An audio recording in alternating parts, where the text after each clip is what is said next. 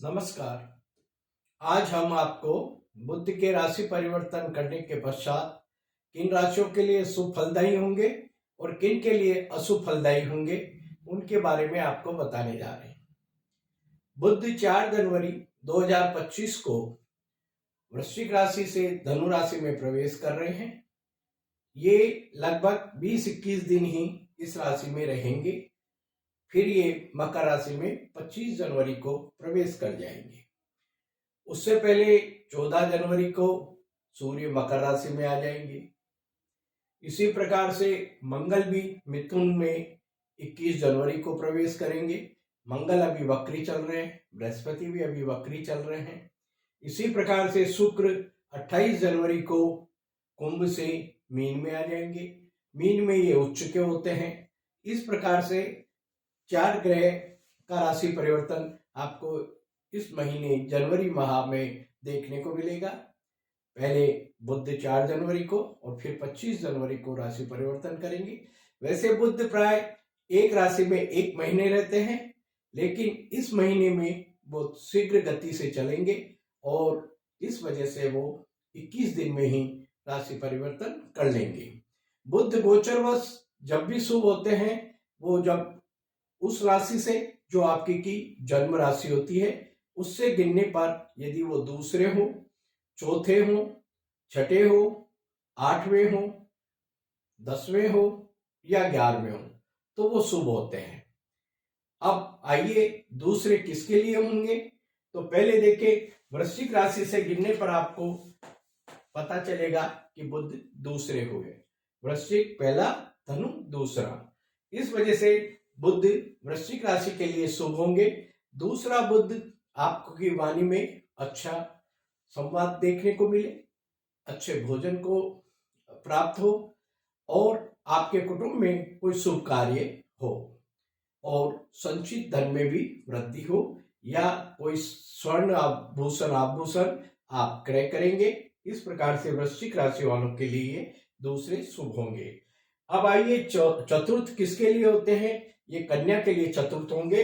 कन्या राशि से गिनने पर 1, 2, 3, 4। तो चौथा भाव जनरली जो होता है आपके माता का होता है, यानी कन्या राशि वालों के अभी माता से संबंध अच्छे बनेंगे या कोई उनमें आपस में कड़वाहट थी तो वो सुधरेगी। इसी प्रकार से आपके कोई वाहन खरीदने का योग भी बनेगा।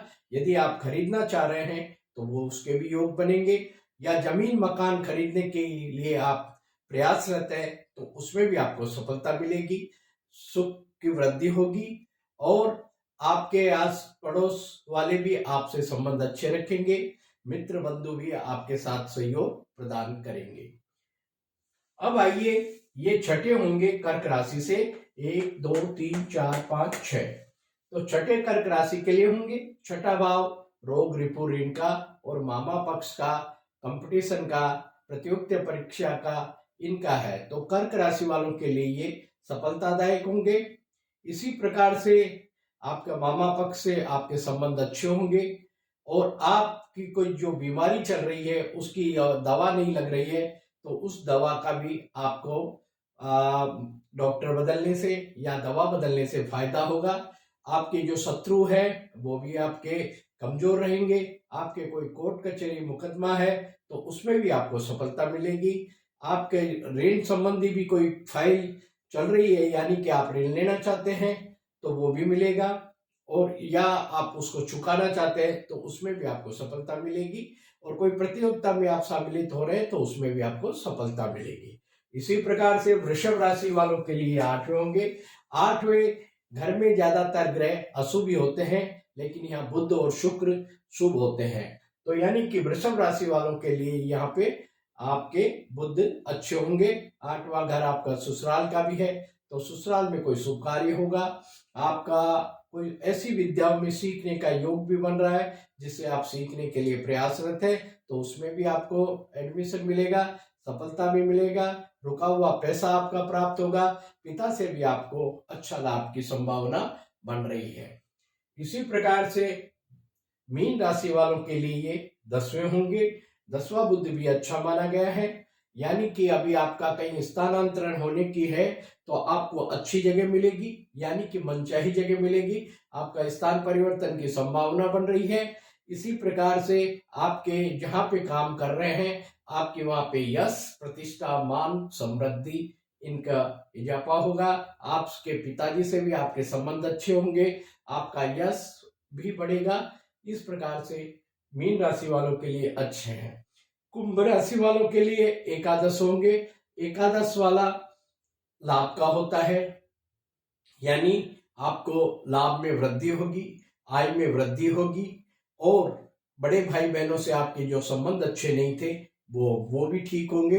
इस प्रकार से आपका अभी ये 11वां बुध आपके लिए अच्छा है। कुंभ राशि वालों के लिए सब प्रकार से यश, मान, प्रतिष्ठा से भी वृद्धि होगी। और अन्य के लिए ये सामान्य रहेंगे, यानी कि मेष राशि के लिए 9वें होंगे। तो 9वां बुध होने से आपको धार्मिक यात्रा करनी पड़ सकती है, आपके धर्म की तरफ रुचि बढ़ेगी, और कोई विदेश जाने का प्लान बना रहे हैं तो उसमें भी आपको सफलता मिलेगी। धर्म गुरुओं के साथ आपको सत्संग सुनने को प्राप्त होगा। इसी प्रकार से हम देखें मिथुन राशि के लिए 7वें होंगे, यानी कि मिथुन राशि वालों के लिए अभी कोई सगाई संबंधी बात चल रही है तो वो आपकी बनने वाली है।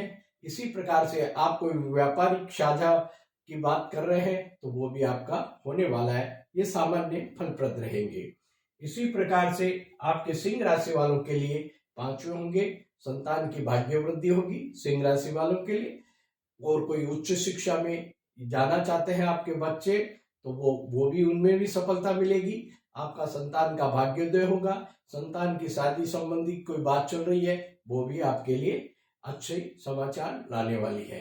और कोई संतान के यदि आपके पुत्र पुत्री का योग बन रहा है तो संतान प्राप्ति के भी योग आपके बन रहे हैं। इसी प्रकार से हम देखें तुला राशि के लिए ये तीसरे होंगे। तीसरा, छोटी यात्राएं होंगी तुला राशि वालों के लिए। छोटे भाई बहनों से संबंध ठीक हो सकते हैं, सामान्य ही रहेंगे, इतने अच्छे ज्यादा नहीं है। अड़ोस पड़ोस में भी आपका व्यवहार सकुशली होगा, ज्यादा खराब नहीं होगा। इस प्रकार से हम देखें मकर राशि वालों के लिए ये 12वें होंगे। तो 12वां अच्छा नहीं माना गया है, यानी खर्चा होगा वो ऐसे कार्य में होगा जिसका कोई उपयोग दोबारा नहीं हो सकता है, यानी एक बार हानि भी हो सकती है या नुकसान भी हो सकता है। इस तरह से आपके मकर राशि वालों के लिए अभी समय ठीक नहीं है। धनु राशि वालों के लिए पहले होंगे। पहला यानी आपका ठीक है, अभी तक जो भी कुछ व्यापार में इस तरह में कोई चीज में आपको हानि हो रही थी उसमें अब थोड़ा सुधार होगा, और ये सामान्य प्रद ही रहेगा बुध। कुछ लाभ तो कुछ हानि, इस प्रकार से ये आपके सामान्य प्रद रहेगा।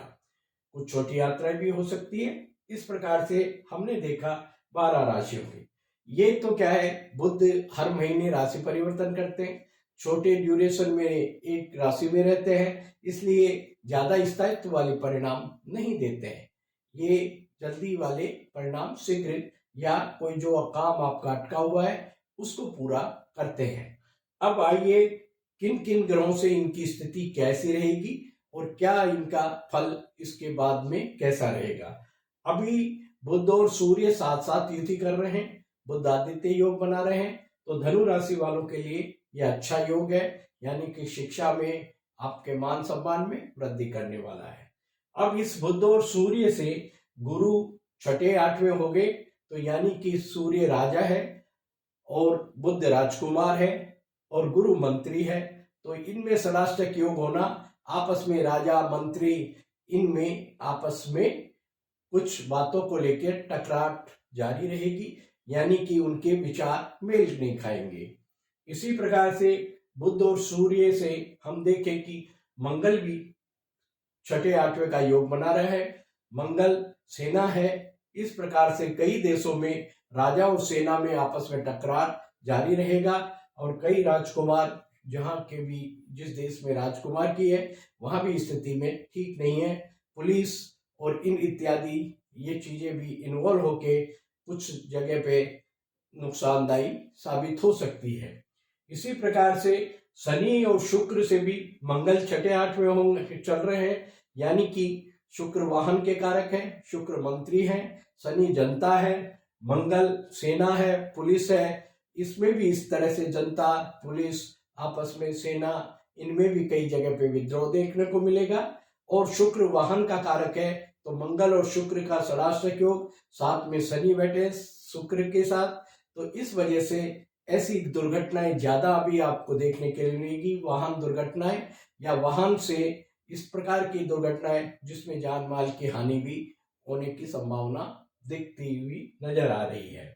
इस प्रकार से शनि शुक्र का संबंध षडाष्टक योग बना रहा है। केतु भी इसी तरह की यानी कि युद्ध और इस तरह की गतिविधियां अभी कई जगह पे जारी रहेगी जब तक शनि 29 मार्च 2025 को राशि परिवर्तन करेंगे। उसके बाद में कुछ सुधार हो सकता है, लेकिन मई में फिर वापस शनि और केतु का संबंध षडाष्टक बन जाएगा, क्योंकि शनि तो मीन राशि में जाएंगे और केतु सिंह राशि में आएंगे। पुनः षडाष्टक योग बनेगा। तो यानी कि अभी भी आगे भी 1.5 साल तक ऐसी ही घटनाएं आपको देखने को मिलेगी, जो कई जगह पे अब पर जहां पे अभी ये जो चल रहा है युद्ध और ये परिवर्तन हो जाएगा। अब दूसरे देशों में इस तरह की घटनाएं आपको देखने को मिलेगी। कुछ आंधी तूफान दुर्घटनाएं, वायुयान दुर्घटनाएं अभी आपको देखने को फिर मिलेगी, क्योंकि शनि वायु के कारक है, मंगल अग्नि के हैं, इनका षडाष्टक योग और साथ में शुक्र का शनि के साथ बैठना, ये आपको अभी दिक्कत ही होगी। गुरु की दृष्टि केतु पे पड़ने से केतु जो ज्यादा अशुभता कर रहा है उसको अभी थोड़ी सा शांत रखेंगे। इसी प्रकार गुरु की दृष्टि वृश्चिक राशि पे है और शनि की भी वृश्चिक राशि पे है। तो वृश्चिक राशि वालों के जहां जहां भी जिस भाव में वृश्चिक राशि है उनसे संबंधित अच्छे परिणाम उनको प्राप्त होने वाले हैं। जैसे कुंभ वाले जातकों को 10वें भाव में होंगे तो उनके जैसे प्रमोशन होना, पद प्राप्ति होना, उनके राज्य में यश मान समृद्धि इत्यादि होना ये दर्शाता है। इस प्रकार से अभी मंगल की दृष्टि तुला पे है, मकर पे है और कुंभ पे है। तो इन राशियों वालों को थोड़ा सा दुर्घटना और इनकी घटनाएं दे सकते हैं।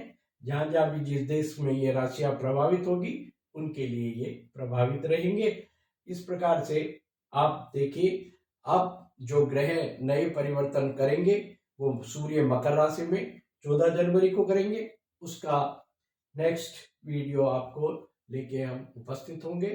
धन्यवाद।